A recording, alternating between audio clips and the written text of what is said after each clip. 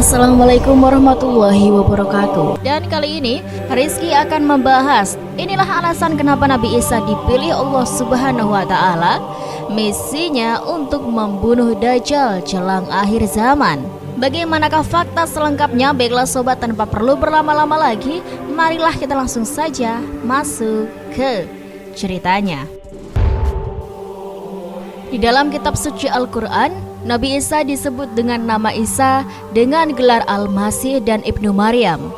Kapasitasnya ialah sebagai hamba dan Rasul Allah, kalimat Allah yang disampaikan kepada Maryam, dan bagian dari ruhnya.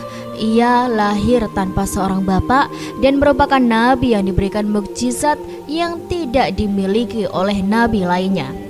Nabi Isa alaihissalam memiliki kesalehan dan ketauhidan yang sangat kuat. Dalam Al-Quran, Allah Subhanahu wa Ta'ala menanyakan ketauhidannya kepada Nabi Isa. Apakah ia mengaku sebagai Tuhan?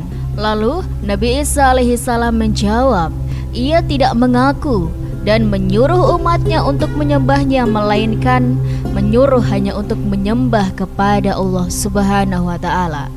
Kisah kelahiran Nabi Isa alaihissalam ini digambarkan Allah Subhanahu wa Ta'ala dengan indah di dalam Al-Quran, yakni Quran Surat Maryam, yang artinya dan ceritakanlah kisah Maryam di dalam Al-Quran, yaitu ketika ia menjauhkan diri dari keluarganya ke suatu tempat di sebelah timur. Quran Surat Maryam ayat 16. Maka ia mengadakan tabir yang melindunginya dari mereka. Lalu kami mengutus roh kami kepadanya, maka ia menjelma di hadapannya dalam bentuk manusia yang sempurna. Quran Surat Maryam ayat 17. Maryam berkata, sesungguhnya aku berlindung daripadamu kepada Tuhan yang Maha Pemurah jika kamu seorang yang bertakwa. Quran Surat Maryam ayat 18. Ia Jibril berkata, sesungguhnya aku ini hanyalah seorang utusan Tuhanmu untuk memberimu seorang anak laki-laki yang suci. Quran Surat Maryam ayat 19.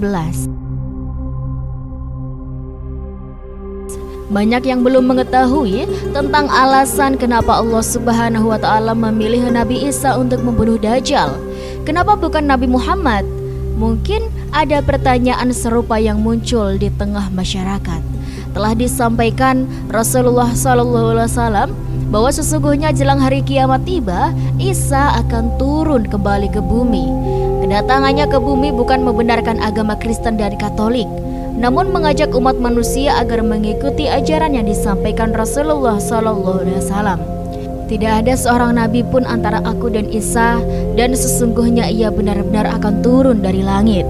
Apabila kamu telah melihatnya, ketahuilah bahwa ia adalah seorang laki-laki berperawakan tubuh sedang, berkulit putih kemerah-merahan. Ia akan turun dengan memakai 2 lapis pakaian yang dicelup dengan warna merah. Kepalanya seakan-akan meneteskan air walaupun ia tidak basah. Hadis riwayat Abu Daud. Untuk kedua kalinya Nabi Isa alaihissalam turun ke bumi. Kemudian ia akan turun di Menara Putih Damaskus atas izin Allah Subhanahu wa Ta'ala untuk menjalankan misinya.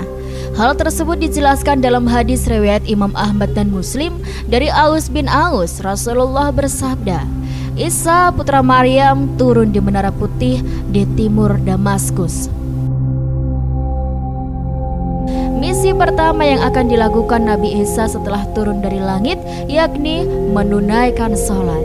Hal tersebut telah dijelaskan dalam hadis riwayat Muslim dan Ahmad bahwa sekelompok dari umatku akan tetap berperang dalam kebenaran secara terang-terangan sampai hari kiamat, sehingga turunlah Isa bin Maryam. Maka berkatalah pemimpin mereka Al-Mahdi, kemarilah dan imanilah sholat kami. Ia menjawab, tidak, sesungguhnya sebagian kamu adalah sebagai pemimpin terhadap sebagai yang lain, sebagai suatu kemuliaan yang diberikan Allah kepada umat ini, yaitu umat Islam. Adapun beberapa alasan Allah Subhanahu wa Ta'ala memilih Nabi Isa untuk membunuh Dajjal. Beberapa riwayat mengatakan bahwa ada salah satu nabi ternyata masih hidup hingga saat ini. Beliau adalah Nabi Isa alaihissalam.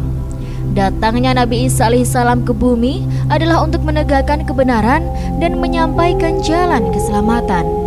Disebutkan juga dalam beberapa riwayat bahwa Nabi Isa telah wafat dibunuh orang-orang Romawi. Hanya saja, para ulama serta sejumlah tafsir percaya akan Nabi Isa yang masih hidup. Selamatnya Nabi Isa dikarenakan Allah menggantikannya dengan seseorang yang wujudnya serupa dengan Nabi Isa alaihissalam. Lalu Nabi Isa diangkat menuju langit atas izin Allah. Dan kami hukum juga karena ucapan mereka, sesungguhnya kami telah membunuh Al-Masih, Isa putri Maryam, Rasul Allah. Padahal mereka tidak membunuhnya dan tidak pula menyalibnya, tetapi yang mereka bunuh adalah orang yang diserupakan dengan Isa. Quran Surat An-Nisa ayat 157.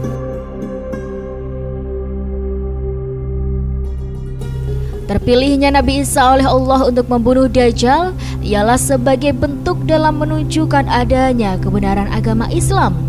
Diketahui ajaran Nabi Muhammad masih banyak yang belum menerima, khususnya bagi umat Nabi Isa. Sehingga inilah kenapa Allah Subhanahu wa taala mengutus beliau turun ke bumi untuk misi membunuh Dajjal dan menghancurkan seluruh agama kecuali Islam. Allah Subhanahu wa taala memberikan mukjizat kepada setiap nabi dan beragam, termasuk Nabi Isa serta Nabi Muhammad SAW. Dari hal tersebut, umat manusia pun mulai membandingkan kemuliaan dan kehebatan para nabi. Bahkan telah dijelaskan Nabi Isa bahwasanya akan datang seorang utusan dan menjadi nabi terakhir. Tak hanya itu sobat, ajaran yang disampaikan Nabi Muhammad merupakan penyempurna dari ajaran nabi sebelumnya, dan ini menjadi bentuk penghormatan kepada beliau. Alasan lain kenapa Nabi Isa alaihissalam turun adalah sebagai petunjuk kebenaran. Dijelaskan dalam suatu riwayat hadis Abu Daud bahwa tidak ada nabi yang hidup antara masaku dan Isa. Sungguh, kelak ia akan turun, jika kalian melihatnya maka kenalilah. Ia adalah seorang laki-laki yang sedang, tidak tinggi dan tidak terlalu pendek, berkulit merah keputih-putihan, lalu memakai di antara keduanya kain berwarna sedikit kuning. Seakan-akan rambut kepala beliau menetes meski tidak basah. Beliau akan memerangi manusia hingga mereka masuk ke dalam Islam. Beliau akan menghancurkan salib, membunuh babi, dan menghapus jizyah atau upeti. Di masa beliau, Allah Subhanahu wa taala akan membinasakan semua agama selain Islam, membunuh Dajjal, dan tinggal di muka bumi selama 40 tahun. Kemudian ia meninggal serta kaum muslimin akan mensolatkannya. Dijelaskan pula dalam hadis riwayat Bukhari dan Muslim bahwa Nabi Isa adalah salah satu nabi yang memiliki kedekatan khusus dengan Nabi Muhammad. Aku adalah manusia yang paling dekat dengan Isa bin Maryam. Antara zaman kami berdua tidak ada nabi yang memisahkan. Diketahui bahwa nafas Nabi Isa tak dapat tercium dari pengikut Dajjal, sehingga sebagaimana tujuan dan misinya datang ke bumi, yakni beliau akan mencari dan membunuh Dajjal. Menurut hadis riwayat Imam Muslim bahwa tempat Nabi Isa membunuh Dajjal adalah di pintu gerbang kota Lut, Palestina. Lantas, bagaimana menurut sobat? Silahkan tulis pendapat kalian di kolom komentar ya. Dan itulah sobat kisah yang bisa Rizky sampaikan, semoga bermanfaat dan bisa menjadi pembelajaran bagi kita semuanya. Terima kasih buat teman-teman semuanya sudah nonton video ini sampai akhir dan sudah dukung channel ini. Rizky doakan semoga kalian sehat terus, lancar terus rezekinya, dan dimanapun kalian berada semoga selalu dalam lindungan Allah Subhanahu wa taala. Dan buat teman-teman semuanya yang baru nonton, yuk dukung dulu channel ini dengan cara klik like, komen, subscribe, dan nyalakan lonceng notifikasinya supaya kalian tidak ketinggalan cerita-cerita yang menarik dan menginspirasi lainnya dari Rizky. Terima kasih banyak. Sekian dari Rizky pamit undur diri. Wassalamualaikum warahmatullahi wabarakatuh.